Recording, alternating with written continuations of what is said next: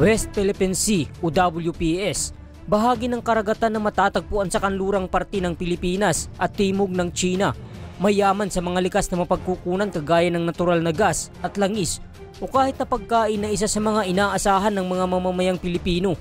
Subalit sa kabila ng taglay nitong yaman, pinuputakti naman ng girian at tensyon ang teritoryo na hanggang ngayon ay patuloy pa rin kinakaharap ng bansang Pilipinas laban sa China, na habang tumatagal ay mas tumitindi pa ang pambubuling ginagawa ng mga inchik.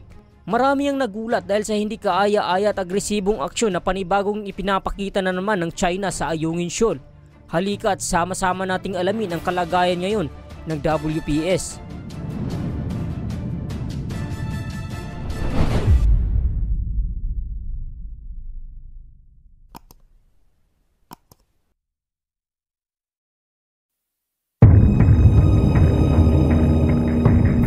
Noong mga nakaraang buwan ay pambobomba ng water cannon at panggigit-git ang ginagawang panghaharas ng China sa mga barko ng Pilipinas malapit sa Ayungin Shoal o Second Thomas Shoal. Ngayon ay naging mas agresibo pa ang ipinapakitang kilos ng China. Noon lamang Lunes ng madaling araw, June 17, 2024, habang naglalayag mga rubber boats ng Philippine Navy na maghahatid sana ng supply sa mga sundalong nakabantay sa BRP Sierra Madre, ay mapangahas na sumampa ang mga CCG o China Coast Guard sa mga rubber boats ng Philippine Navy at inatake ang mga ito. Ayon sa ulat ng News 5, habang naglalayag ang naturang mga rubber boats patungo sa ng BRP Sierra Madre, ay bigla itong hinabol at hinarang ng mga Chinese at tila hindi pa raw nakontento ang mga ito nang walang takot na sumampa at binutas ang ilan sa mga rubber boats upang hindi makaabante. Mas uminit pa ang tensyon ng walang takot na nakipag-agawa ng armas ang mga ito sa Naval Special Operation Group. Ayon sa ulat ng apnews.com, dahil sa nasabing panghaharas ay nagtamo ng sugat ang 7 mga Navy personnel habang ang isa pa ay seryosong naputulan ng hinlalaki. Ayon sa isang Navy official, 5 sa mga nasugatang marino ay maingat na nailigtas ng isa sa 2 Philippine Coast Guard patrol ships na naghihintay sa may hindi kalayuan upang i-back up ang supply mission ng Navy sa shoal. Pero maging sila ay pinalibutan din ng iba pang mga Chinese vessels upang hindi makapagpadala ng resback.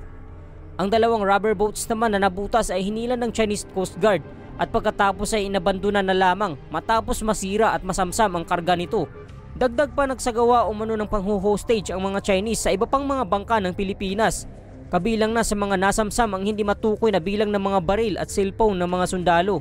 Pero dagdag niya rin na kaagaran namang na-recover ng mga Pilipinong Navy ang mga nakuha ng mga inchik matapos umano ng masinsinang pakikipag-usap. Kinumpirma din ng Armed Forces of the Philippines na mayroon talagang sundalong malubhang nagtamo ng sugat sa panghaharas na ito na ngayon ay nagpapagaling na sa ospital. Giit pa ng AFP na hindi umano katanggap-tanggap ang agresibo o hindi propesyonal na pagkilos ng China.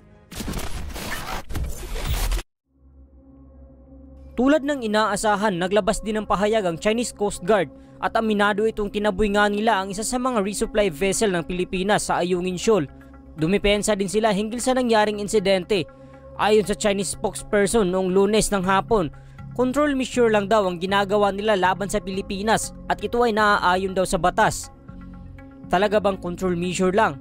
Ano ang ibig sabihin ng control measure? Kapag sinasabing control measure, ito ay hakbang o pamamaraan na isinasagawa upang maiwasan, mabawasan o mapigilan ang mga panganib at pinsala sa iba't ibang sitwasyon. Isang simpleng halimbawa nito ay ang pagsusuot ng seatbelt sa mga sasakyan.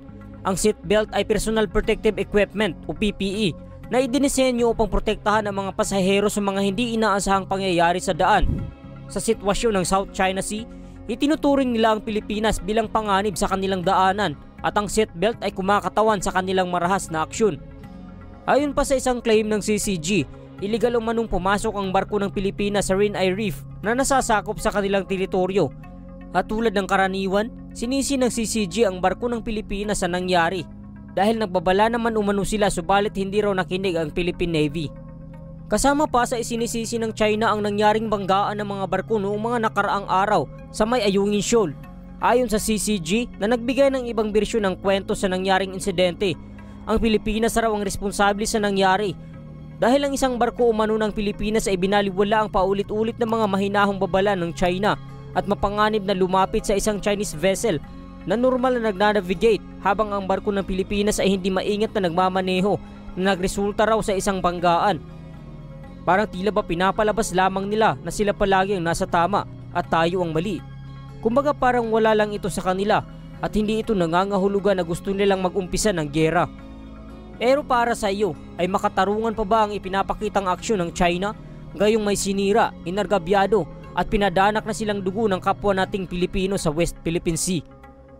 Mayroon ding panibagong batas ang China na nagkabisan lamang nitong Sabado na nagpapahintulot sa Chinese Coast Guard na sakupin o kubkubin ang anumang dayuhang barko na iligal na papasok sa karagatang teritoryo ng China at ikukulong ang mga dayuhang tripulante ng hanggang 60 araw at nagsasabi pang maaari silang magpaputok sa mga dayuhang barko kung kinakailangan. Ano ang Rin Ai Reef at bakit ito pinag-aagawan? Ang Rin Ai Reef o kilala natin bilang Ayungin Shoal ay nasa mahigit kumulang 105 nautical miles ng Palawan at nasa loob ng 200 Exclusive Economic Zone ng Pilipinas. Ito ay isang grupo ng mga bahura o reef na matatagpuan sa West Philippine Sea. Mahalaga ito dahil sa taglay na yaman ng marine resources at dahil din sa kanyang strategic na lokasyon para sa militar at komersyo, bagay na naging dahilan ng maraming kontrobersyal na pag-aangkin sa lugar na nagdulot ng tensyon sa pagitan ng iba't ibang bansa, partikular na sa Pilipinas at China. Ang isyu ng pag-aangkin dito ay umabot na rin sa international arbitration. At noong 2016, nagdesisyon ng Permanent Court of Arbitration na ang Pilipinas ang may karapatan sa EEG o Exclusive Economic Zone nito kabilang ang Rin Ai Reef. Subalit hindi kinikilala ng China ang desisyon na ito. Dahil sa nangyari ay wala raw ni isang resupply vessel ng Navy ang nakalusot at nakapaghatid ng supply sa BRP Sierra Madre. Marami ang umalma sa pambubuling ginawa ng mga Chinese sa sandatahang lakas ng Pilipinas. Ayon sa pahayag ng International Affairs Analyst na si Professor Renato Di Castro, pinalalala lamang raw ng China ang tensyon sa pagitan ng West Philippine Sea o South China Sea. Maituturing raw itong pag-atake sa ating militar na posibleng maging dahilan upang paganahin ang Mutual Defense Treaty o MDT ng Pilipinas at Amerika. Sa mga hindi nakakaalam, may kasunduan ng Amerika at Pilipinas na nilagdaan noong ika-30 ng Agosto taong 1951 at nagkabisa noong 1952 na naglalayong palakasin ang ugnayan ng dalawang bansa sa aspeto ng depensa at seguridad. Sa madaling sabi, ito ay anyo ng pagtutulungan. Kung sakaling aatakihin ng Pilipinas ay handang rumesbak sa atin ng Amerika at gayon din ang gagawin ng Pilipinas sa Amerika. Dagdag pa ng security analyst na si Christopher Gabalza na dahil raw nagkaroon ng lakas ng loob ang mga inchik na gawin ito sa atin, ay hindi imposibleng gagawin din nilang sakupin ng BRP Sierra Madre na pasok sa Exclusive Economic Zone ng Pilipinas. At kapag nangyari raw yan, ibig sabihin ay kailangan na ng Pilipinas i-invoke o paganahin ang Mutual Defense Treaty na kahit walang armadong pag-atake, ito ay maituturing raw na direktang pagsalakay. Ngunit pahayag naman ng international studies expert na si Professor Romel Banlawi na hindi umano gera ang kaagarang tugon sa ginawa ng China. Ayon sa kanya, military solution is not a solution to territorial disputes.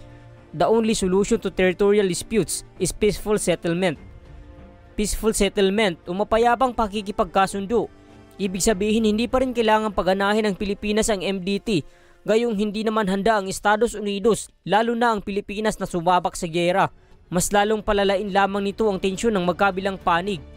Masakit lamang isipin na kahit na may dugo na ng Pilipino ang dumanak, ay hindi pa rin natin magawang pumalag. Kahit pa siguro'y may buhay ng masawi ay ayos lang din at ipagpaliban na lang.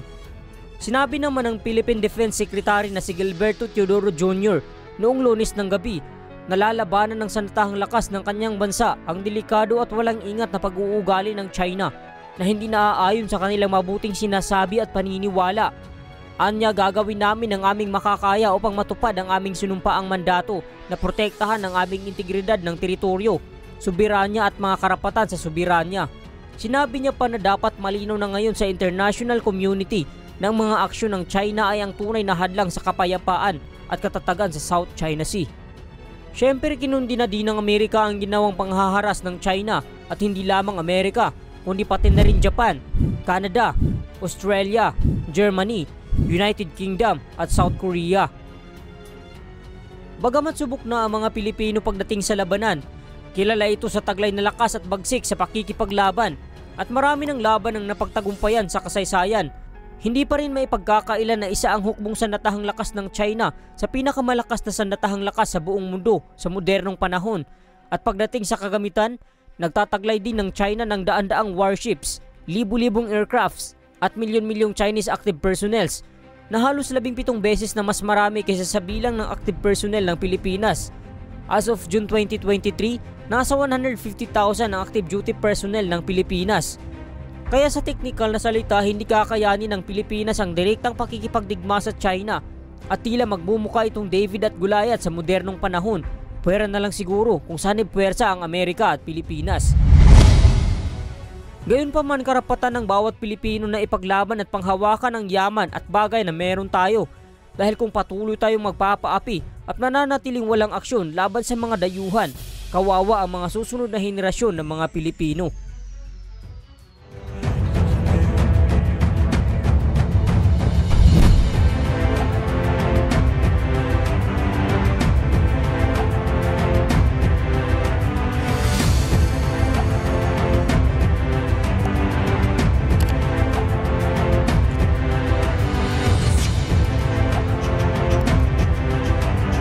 Tandaan, higit na mainam sa ginto ang magkaroon ng karunungan at higit kaysa sa pilak ang magkaroon ng pangunawa.